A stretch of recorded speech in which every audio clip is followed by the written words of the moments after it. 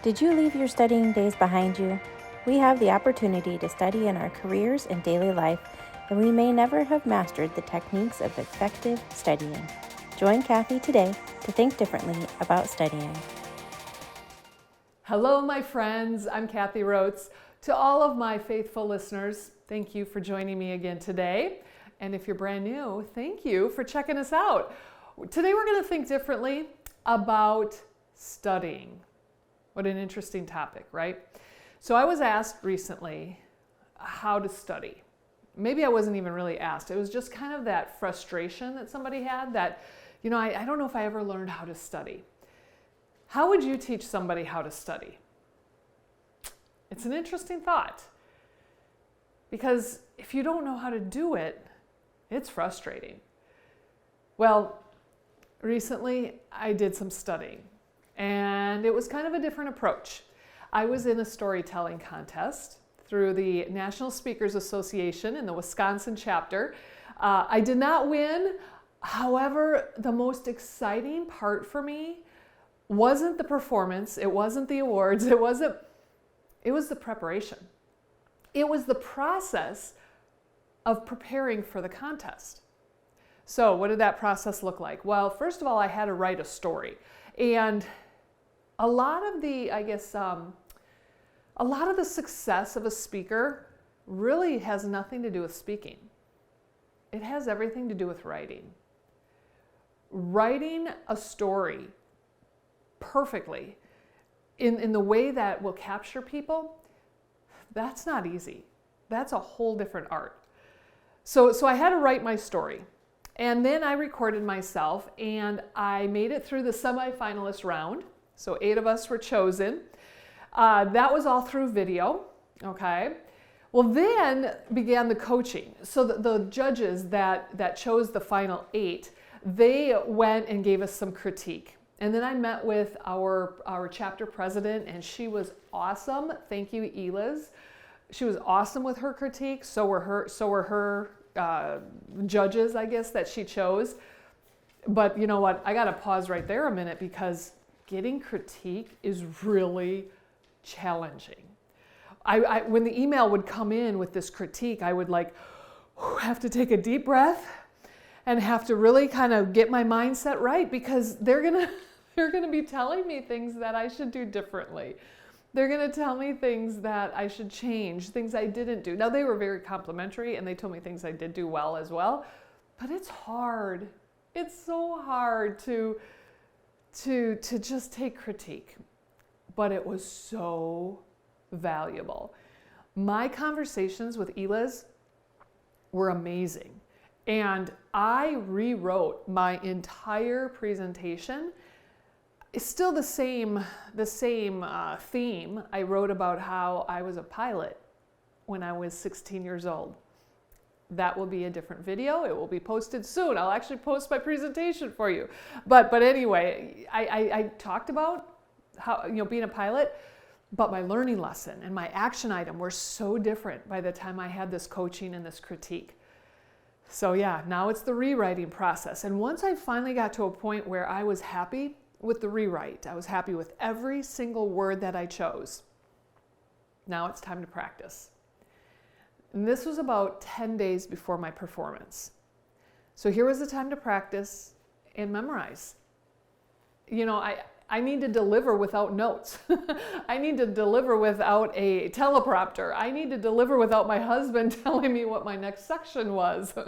So the rewriting was done. I'm not going back on that anymore.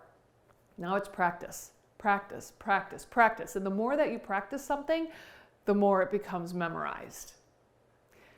Here's the trick about presenting. You need to deliver it without sounding memorized. And this is what somebody said in my original critique. One of the original judges said, we memorize so that we don't sound memorized. Because when you're presenting, you want to be in it. You want to be in the story. You want to feel it. There were times when I was practicing that I got tears in my eyes. That was what I wanted. I wanted to be in it, and I wanted to present in a way that it was a a conversation. It's like a story that I'm telling you around the campfire. That's a whole different level of preparation, because it has to be written well, it has to be memorized, it has to be practiced, and now I'm going to add those extras so that I can feel it, so that I can be in it. In essence, I had to study. I had to study my script. I had to study the emotions. I had to study the words, the accents, the hand gestures, where I was walking on the stage. I had to study all of it and be intentional. Just like back in the day when I took music lessons, when I took piano lessons, when I took flute lessons, it was the same thing.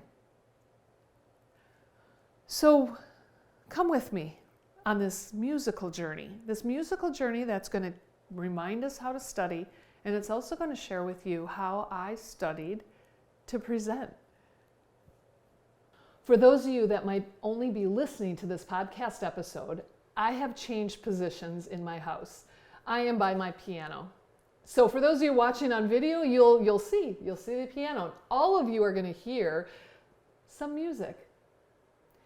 You know, studying is so common in everything we do.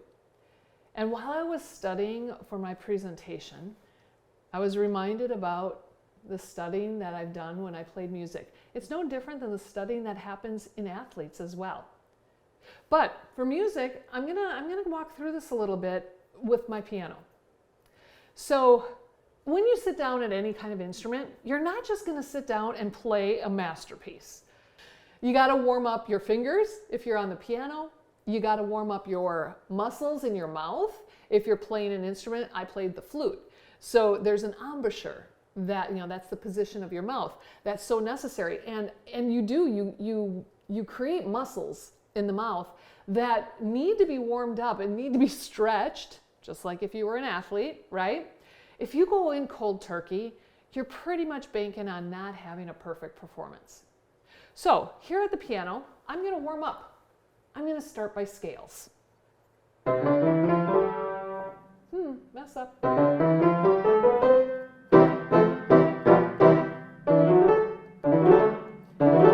I'm going to do different varieties of scales. I'm going to do different speeds.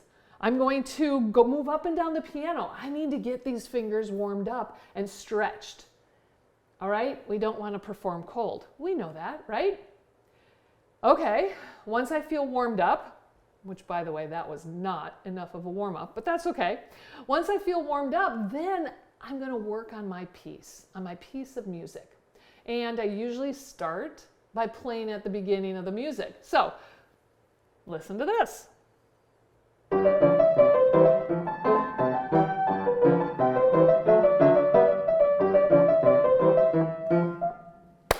Oh, there's always a mess up.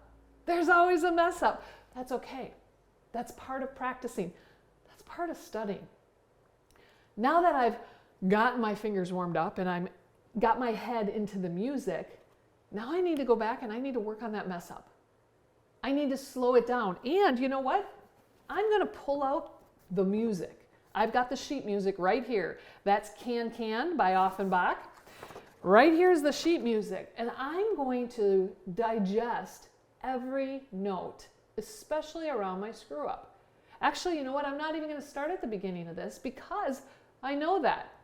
I'm going to go right to the screw up and I'm going to play that piece again and again. Actually, it's a measure. It's just a section of the music that I'm going to play over and over and over again until I get it, until my brain connects with it. So okay, here it is at beginning. Let's slow it down.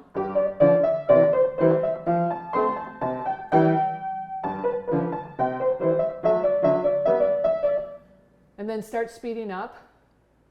And once I get through that and I'm connecting with that, now I'm going to go back and I'm just going to do it over and over and over again because I want it memorized. Actually, now I've had this piece of music memorized since 6th grade. This is the music. This is the only music that I can sit at a piano and play most of it by heart. It's really hard for me to come back and read the notes because I've memorized it in a way that my fingers just know where to go. My mind knows what scale it's in, even though I couldn't tell you what scale it's in. It's just memorized. And once I iron out a few of these mistake or mess up areas, then I can start to really connect with the music. I'm going to back up a few measures.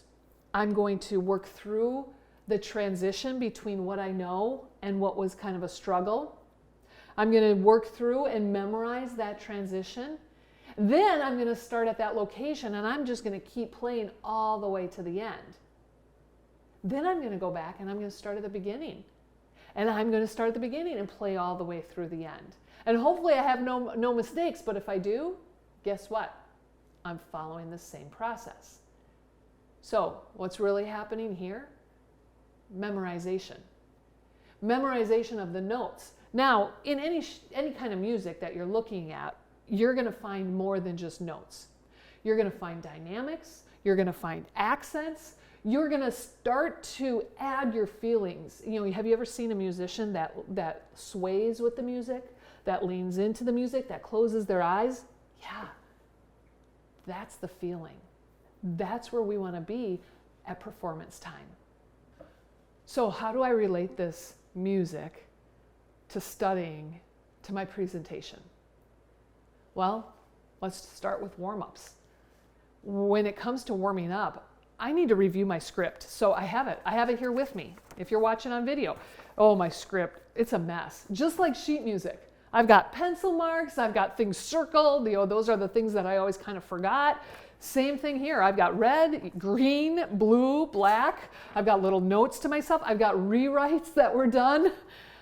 I not only have 2 pieces of paper, but I also have a note card. I took every paragraph and themed it. So I gave myself a note card so that I know I've got 10 or 11 paragraphs. I like numbers, so I can follow myself during a presentation. That's just the way it works for me. But for warm-ups, I'm paying attention to the things that I've underlined or circled or put a box around or starred. That's my warm-up. My warm-up also when I'm presenting is just to close my eyes and breathe. There's a good idea. But also I'm starting to, when I close my eyes, I am picturing my script in my mind. Because when I'm presenting, I know where I am in this script. This warm-up may not be physical like it is with a piano, like moving my fingers. It may not be physical, but it is. It's very much necessary for my presentation. Once I feel warmed up, now some people too, they'll warm up their voice or their mouth muscles. There's some of that as well. Not as much for me because it comes out in my practicing. I'm going to start at the beginning. I'm going to start at the beginning and see how far I can get. I'm going to stand. I'm going to talk out loud. And then the mess up. So while I was practicing and preparing for my actual presentation, it was about 3 days before the event, and I was doing this presentation for my mom and dad. And my mind went blank.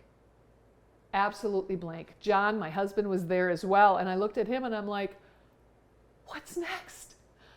It was so scary because I thought, oh my gosh, I can't do this on stage. Well, that was a huge mess up. And when I look at my script, that is a box.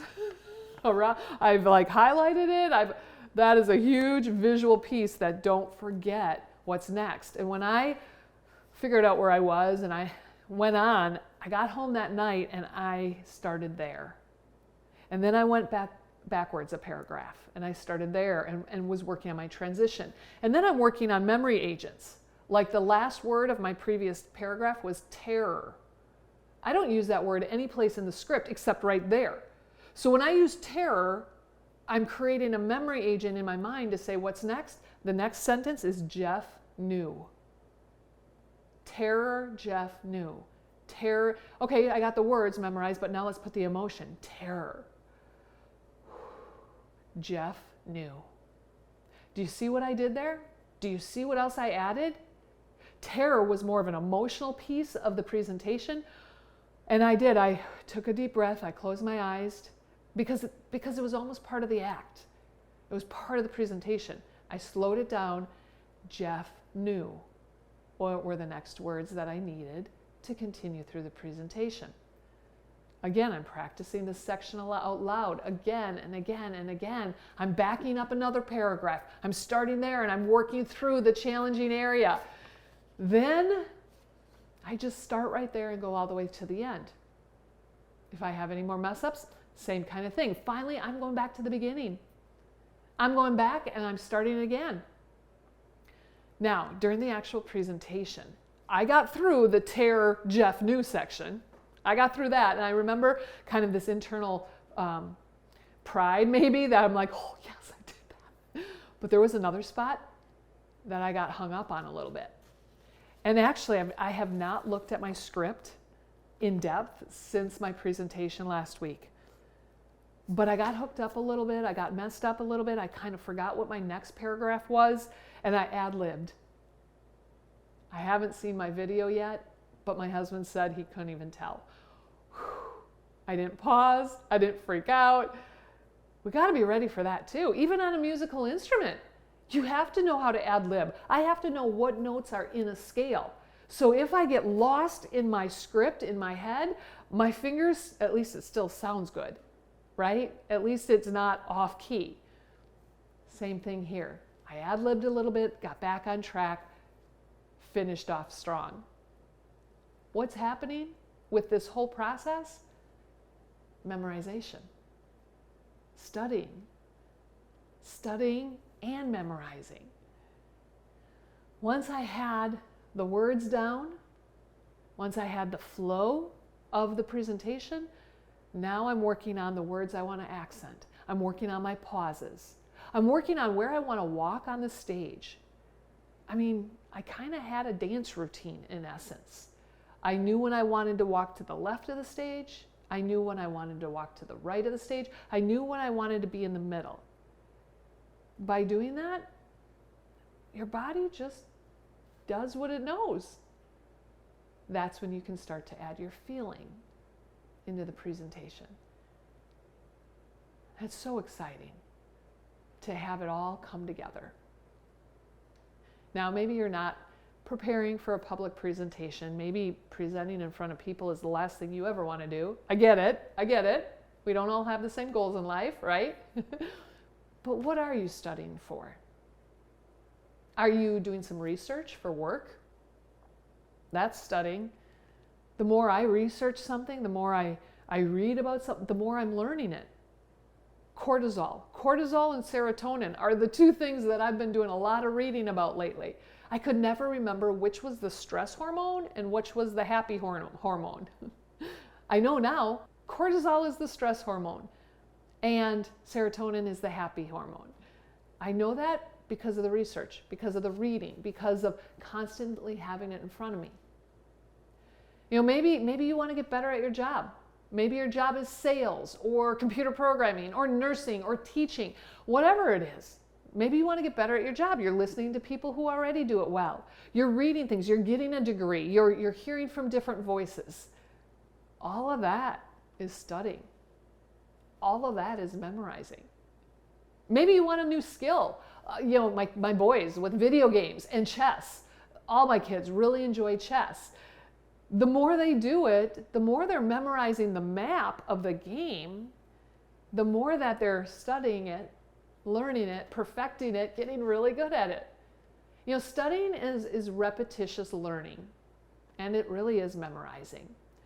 So if you are back in school and you have classes to study for that you may not necessarily enjoy, maybe you're not too excited about the content, follow the same process you've done in other things.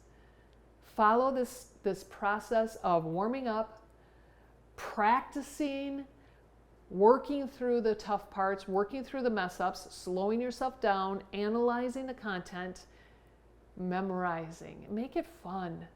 Because really when this happens, when it all comes together, even on a test that maybe you don't really like the content for, when it all comes together, it is so fulfilling. It is so exciting. You know, I didn't win the storytelling contest, but I felt really good about my presentation. I felt really good about the whole process. And what did I enjoy the most? I enjoyed the process. I enjoyed seeing it all come together. You know, studying kind of has received a bad reputation through the years. It's kind of this necessary skill, especially during school. Think differently about it, my friends. Embrace the skill. Whether you want to cook a new dessert recipe or master a musical instrument or be better at certain sports like pickleball or running or weightlifting, or maybe it's a hobby, or maybe you're earning a degree, or maybe you want to share your story. Embrace the process of studying. Embrace the need to study and memorize. I hope today's topic has challenged you definitely to think differently about how you continue to study throughout your life. Give your brain a challenge. Go off, find something, study it, perfect it, memorize it so that you can put your feeling, your emotion into it. Be great today, my friends. I'll see you next time.